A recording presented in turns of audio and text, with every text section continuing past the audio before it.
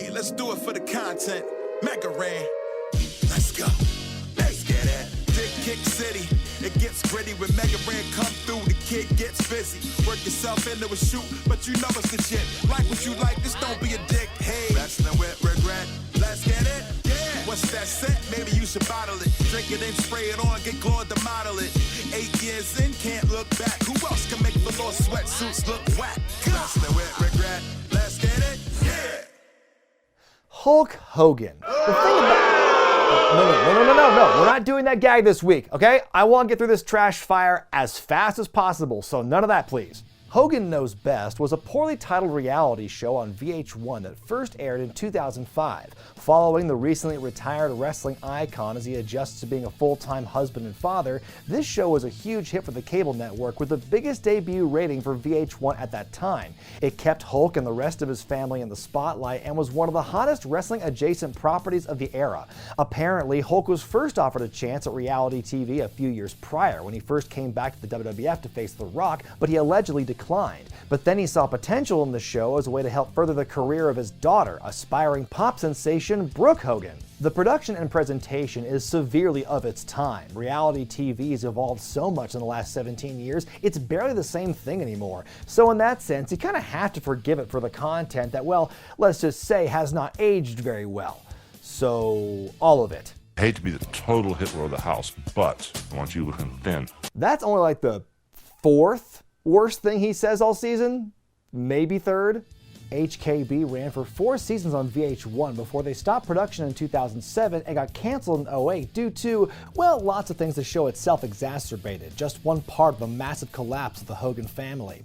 Nick crashing his car while racing, Terry and Linda splitting up, Hulk's infidelity, and later his sex tape. This show didn't cause everything to unfold how it did, but it helped make a lot of things make sense. It's kinda sad, somewhat infuriating, but also I can't look away. Do you want to destroy Hulk Hogan's sweater? Well, hold this thread, brother, as we walk through Hogan Knows Best, beginning with the first season, cause where else would we start?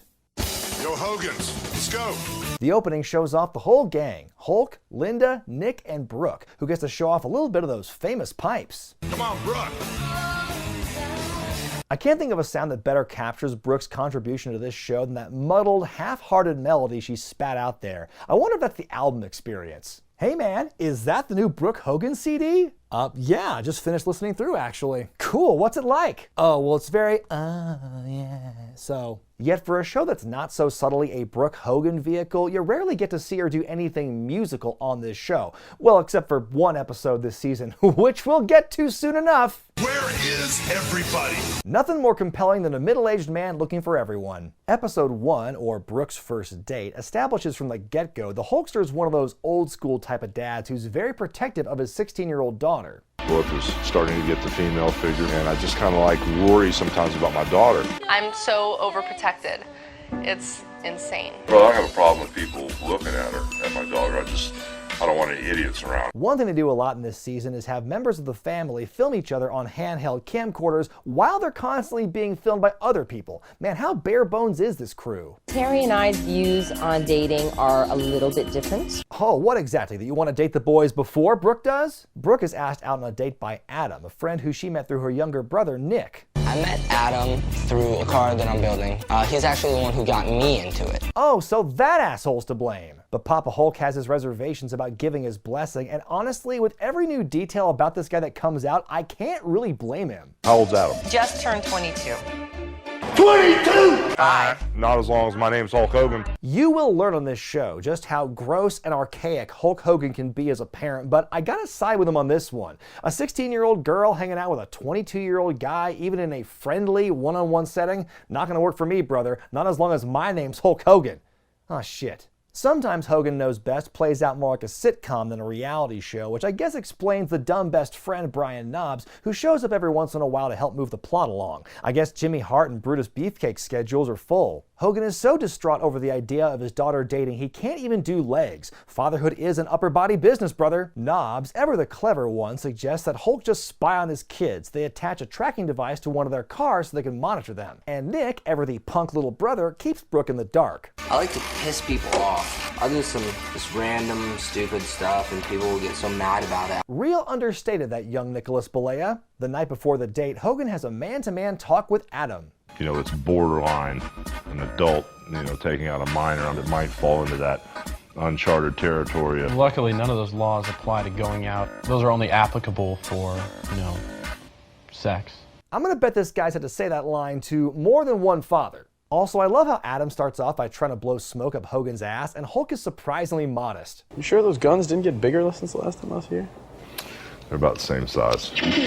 Despite openly questioning the legality of their date in the first place, Hogan gives Adam permission to take out his daughter. Only after Adam and Brooke drive off does young Nick stir the pot and divulge to his parents that Adam is a party boy. Both of his nipples are pierced. Linda! I saw pictures of some of the parties he had, like hung up on his refrigerator and stuff. Alcohol and stuff all in his house and whatever he's got at the pool table. Then I saw one of the babies, and the baby looked at me.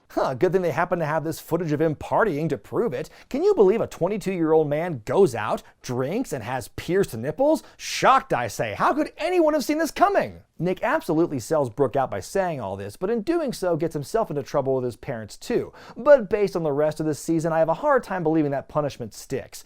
Anyway, how's the date going along? Rhinos have sex for like 2 days at a time. The male has sex like 200 times in that period or something like that. That was definitely a strange piece of information. Totally the kind of stuff a 22-year-old guy would talk about with a 16-year-old girl. Hogan calls Brooke almost hourly to check in while spying on her, and she ends one of the phone calls by thanking Hulk for being so cool. You have no idea, girl. In the end, Brooke and Adam get back after dinner without incident. Linda's happy that Brooke had fun, and Hulk is weird about it. Nick definitely doesn't want his sister to have a life. I don't think my dad will let Brooke go out on a date again. An okay first episode of the series, despite being staged to a ridiculous degree, even by reality TV standards. And if you thought the family dynamics weren't clear enough, get ready for the same topic, but with the gender roles reversed in episode 2, Nick's girlfriend. You just have to protect Brooke more from herself, because sometimes girls need to be helped a little bit more with their choices. Hey, it's fight for the rights of every man, not woman. This house is male dominated.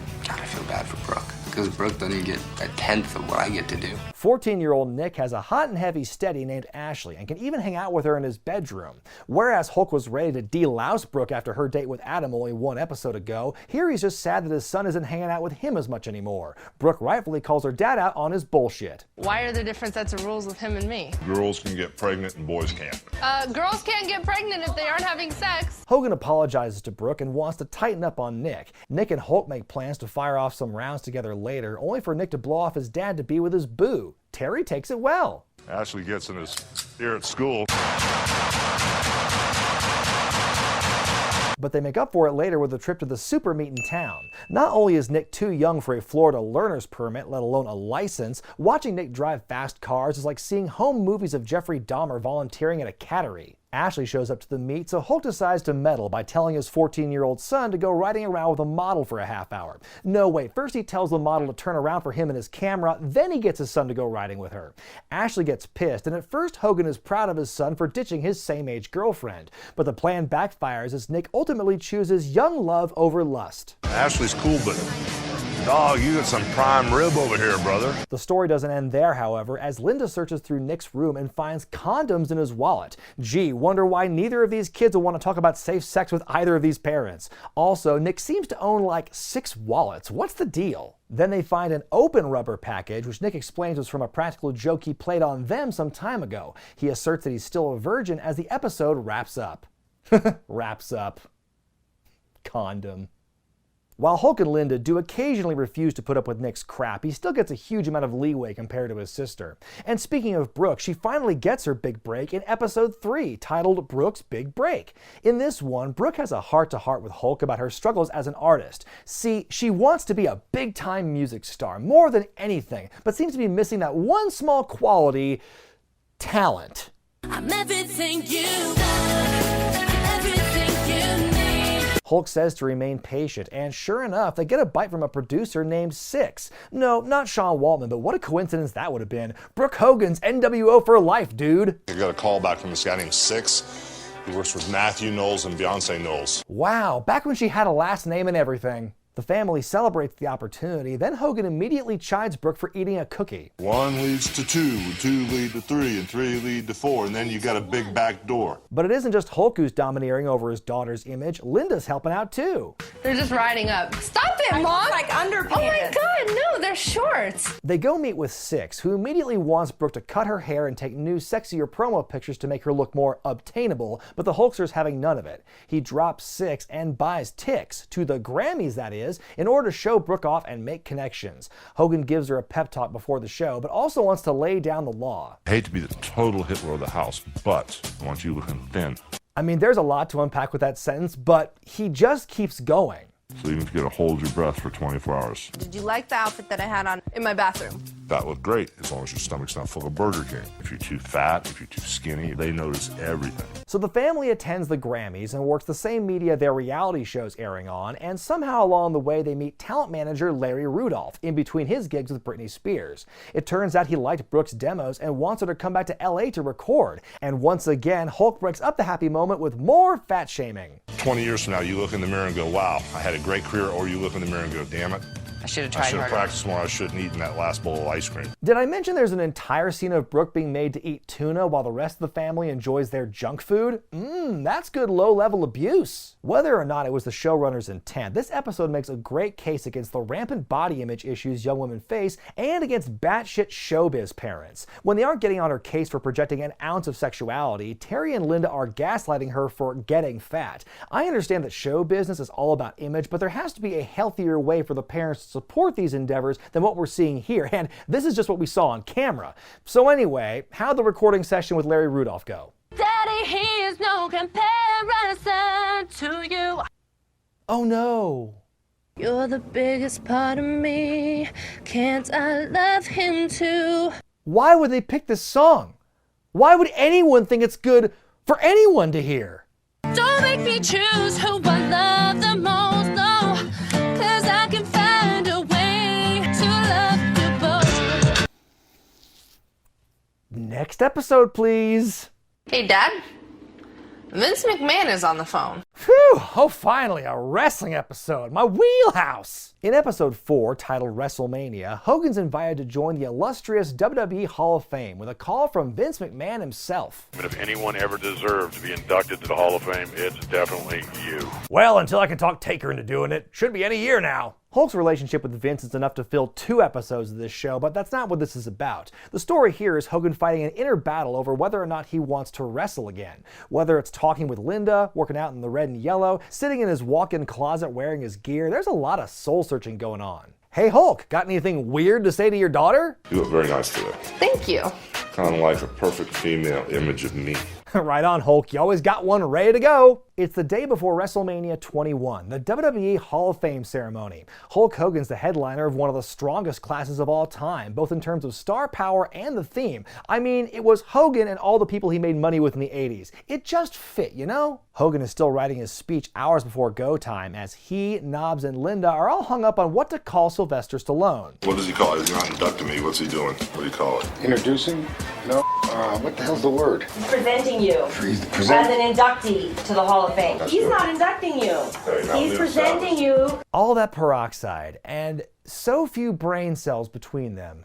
Then it's finally time. Hogan's officially entered into the hall and ends his speech with the same thing The Undertaker would say 17 years later. You know, there's one thing in this business that you learn: never say never.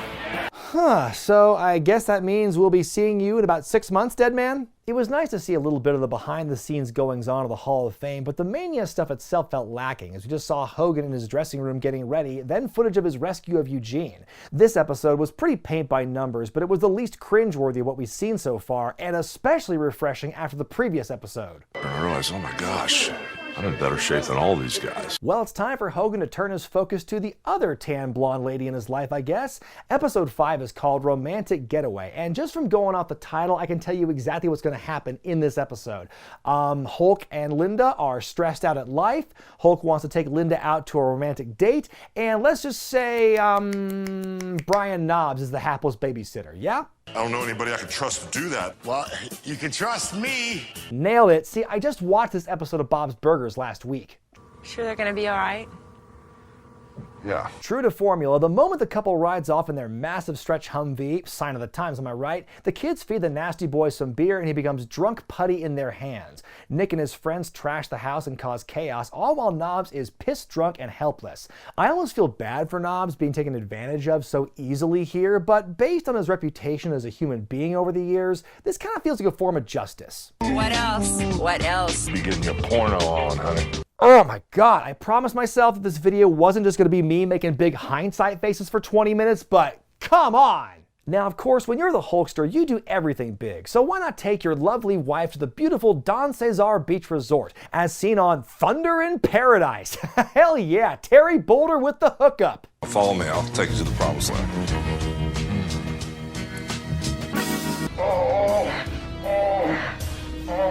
I'm sorry, I had to do it. The next morning, even nasty has its limits as Knobs has all the kids clean up their mess. Nick gets back at him by stealing his clothes while he's in the shower. Gotta admit, seeing Nick using his evil powers for good makes this one of the better episodes of the season. Our penultimate episode is called Hogan's vs. City Hall, or as I like to call it, Super Duper First World Problems. The fact this episode clocks in at barely 18 minutes, by far the shortest of the season, tells you they had a hard time filling this one out, folks. The sun came up again? I can't believe it! The story here is the Hogans have a massive collection of pets on their property. At one time, they owned 25 different animals, well above the 5-creature limit put in place by the city of Bel Air, Florida. Over the years, they were forced to cut those numbers after neighbor complaints and even get a special permit to keep their pet rooster. The ferrets are gone, the rabbits are gone, the turtles are gone, the iguanas are gone. Yep, they got rid of all those animals that are so well known for their noise. That'll keep the complaints at bay. There's a scene where Brooke's out sunbathing and she thinks the neighbor's gardener's checking her out, causing Hogan to appear and try to confront him. Hey! Oh, what a chicken. You think they'll ever stop? I guarantee he's looking at the animals. Wow, a rare moment in which Hulk doesn't take the chance to talk about her body. Blind squirrels and all that, I guess. It's evening at the Hogan household and everyone has questionable fashion choices. I mean, come on, Brooke was born in Florida, for goodness sake. The family gets a letter from the city clamping down on their menagerie, saying that even though the rooster is permitted separately, they still have one too many critters above the legal limit. I know. Classic, exciting cable television fare. The Hogans respond by going outside of the house and setting off car alarms, honking their horns, shouting into a megaphone, the kind of thing any normal, non-completely self-absorbed people would do in this situation. Hulk and Linda take a few of their dogs to their beach house to keep their home base legally compliant. The dogs seem nonplussed about it, but Linda is obviously wrecked by this sorta kinda separation. I love you.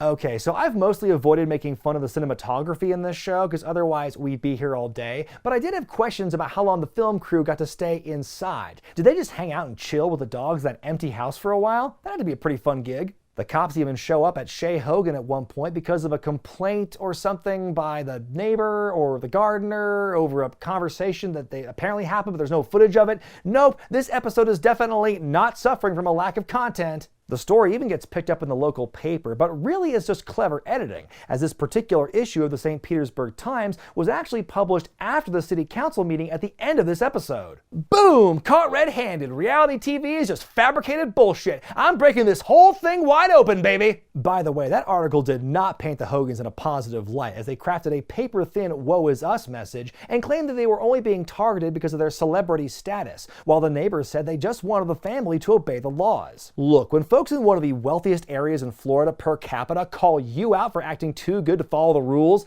that's saying something. The Hogans show up to the meeting dressed to kill, clearly taking this very seriously. Long story short, the council votes against the Hogans, which sends Linda into a full Karen meltdown. You guys are all liars! You're all liars! You all lie under oath! You're making my life miserable! Tyler's a bunch of liars! You don't even care! You go home and have a cocktail! My life is in misery! Fuck you! I won't do what you tell me! During the whole rant in the parking lot and on the drive home, Hogan just lets her say her piece and doesn't say a word. It's the most quiet he's been all show. Hey, he's an asshole, but he's not an idiot. The family decides to pay the $100 a day fine to keep all the pets until the episode ends on some text that explains the Hogans appealed the decision and then the city dropped the fine. Remember folks, if the penalty for a crime is a fine, then that law only exists for the poor. Season 1 concludes with Hogans Hobbies. In an episode that really should have gone either just before or after the WrestleMania one, Hogan's having a hard time with life after wrestling. Driving his scooter around, lifting weights, playing pinball on his massive Florida estate. Boy, some miserable existence this guy has, huh? Hulk is so desperate for activity, he wants to go antiquing with Linda, only to start talking shit about it the moment they pull up. It's a junkyard. It's all junk. What are you getting? Do you need that stuff? Then the show really stretches the limits of believability as they happen to come across a giant statue of Hulk Hogan in the store. What are the freaking odds? And stranger still, how do they end up not buying it? I mean, the story tells itself. Hogan fights boredom by buying the statue and being friends with it, slowly being driven into madness until he's convinced the statue is trying to kill and replace him. Linda suggests reverse psychology to solve Hulk's dilemma, so Nick convinces his dad to play golf by telling him he's no good at it. Hulk takes the bait and they're off to the links, with loyal caddy Brian Knobs, whose name they just can't seem to spell right on this show. The Hogans play around with Hulk's financial advisor, who's also named Terry, and his trash-talking 10-year-old prodigy son. Seeing this little kid hand Hogan his lunch and talk mad shit the entire time was amazing. Hey Hulk, man, you think you're gonna beat me? The least you can do is be on time, man. I have one word. Agua. Where'd it go? Right down the middle. Where else do you think it went? Eventually, our boys are kicked off the course for their antics, so no more golf. Up next, Hogan tries tennis with the ladies alongside his best friend, Bubba the Love Spoon.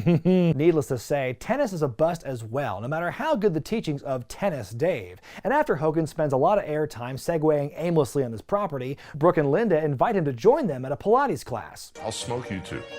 Oh, is that a challenge?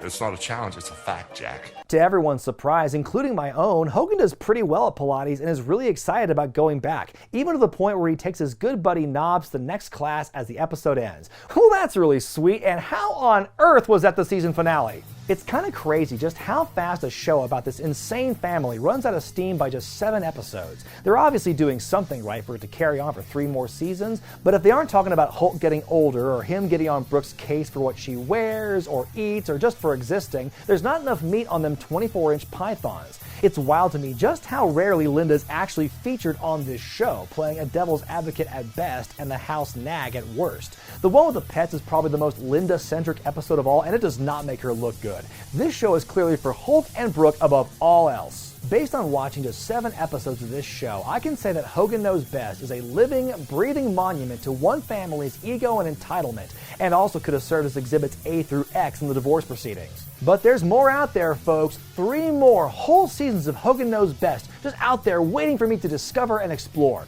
Somehow, someday, I will cover those, but not after what I just saw, okay? I gotta decompress after all that. So until then, I'm Brian Zane, and I'll see you next time. Brother Dude Jack. They say you're hard.